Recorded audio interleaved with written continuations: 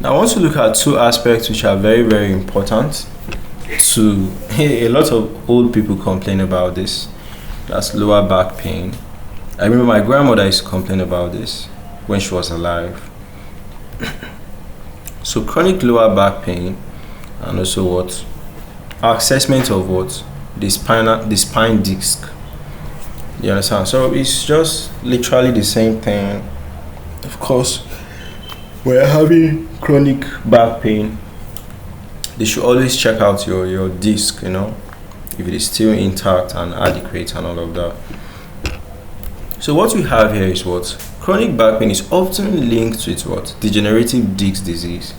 That's why they always would access it, So it requires a combination of careful clinical evaluation and imaging. And you are trying to what?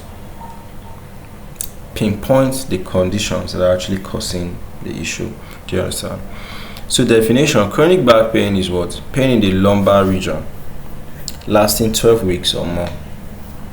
So prevalence affects about 13% of adults in US and is a leading cause of disabilities worldwide.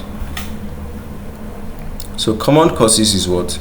Degenerative disc disease, facet joint arthritis, spinal stenosis, muscle imbalance, and non-specific mechanical pain.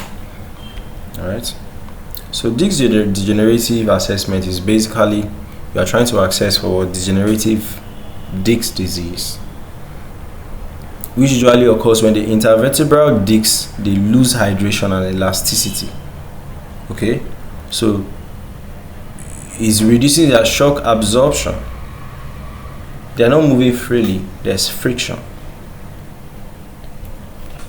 So clinical evaluation is you take the medical history where you're trying to look at the things that will cause the pain.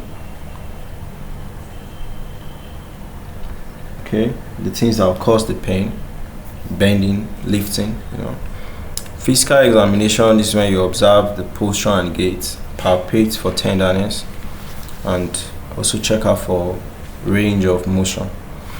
And also some neurological tests, you also take them out.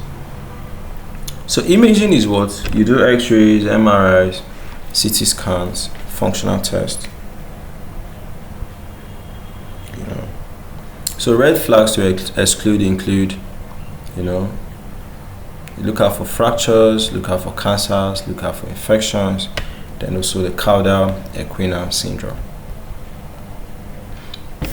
Management, physical therapies, non-steroidal anti-inflammatory drugs, lifestyle changes, then epidural steroid injections, nerve blocks, and some surgical options like what?